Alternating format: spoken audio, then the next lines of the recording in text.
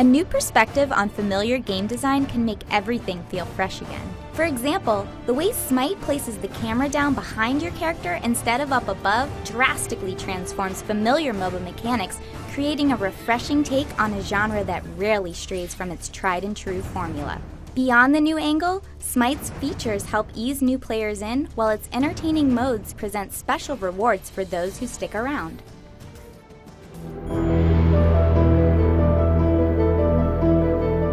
Smite does a wonderful job melding familiar mythological characters straight into tactical MOBA roles. The Greek demigod Hercules is a burly melee character, while Zeus flings lightning at his enemies, and I was pleased with the huge variety between the 51 available gods and their impressively detailed models. Some flashier abilities, like Norse god Thor's ultimate, Anvil of Dawn, work especially well with a third-person camera. They're thrilling to execute, and it's neat to see the map from another perspective. With the free rotation of 10 gods each week and a satisfying rate of unlocks, Smite's completely free experience has some nice variety. I was pleased to find I could spend the currency I earned on cosmetic skins, too. Also, playing the same god repeatedly in Smite is rewarding, thanks to the clever god rank system. Winning matches unlocks access to special gold and legendary skins, which not only look sweet, but are a great way to intimidate enemies and show your teammates you're proficient with a certain character.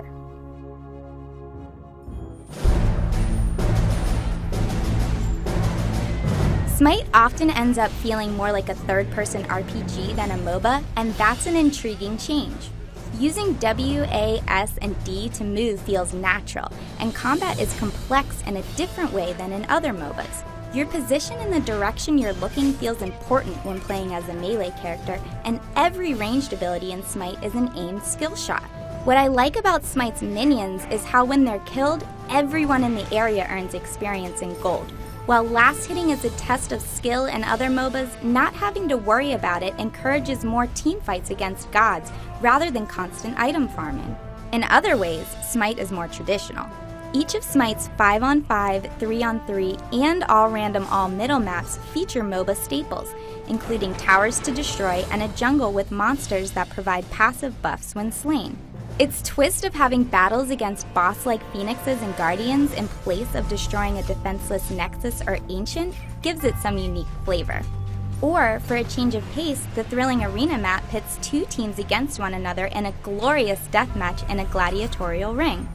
The most diverse and interesting games, though, are the silly matches of the day.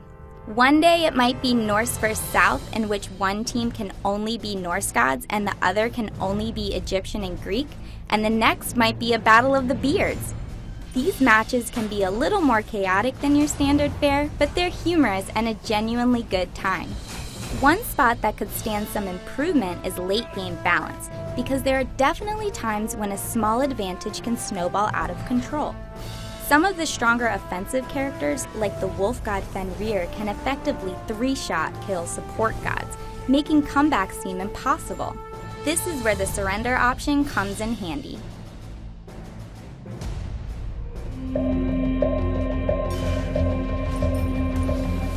During a fast-paced match, it's awesome how Smite's character builder lets you pre-select items and abilities to auto-buy and auto-level as you play. You can turn it off at any time, but autopilot can be great. Another of Smite's unique features is its voice-guided system, or VGS, which I found tough to get the hang of. Attack left tower!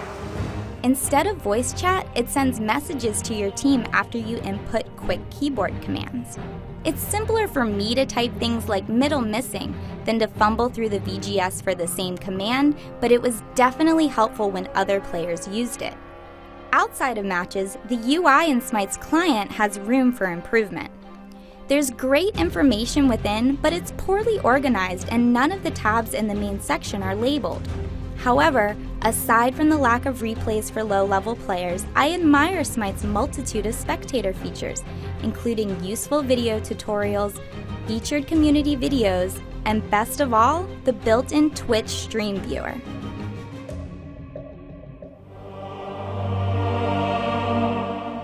Smite's unique camera angle alone is enough to set it apart from other MOBAs, and developer Hi-Rez didn't stop there. Each map is polished, Every god looks and sounds great, and exceptional match of the day modes offer plenty of variety. Some late game balance issues aside, Smite's divine execution of innovative ideas make it a worthy contender. For everything you need to know on Smite, stick with IGN. Now, watch as I unleash the Kraken.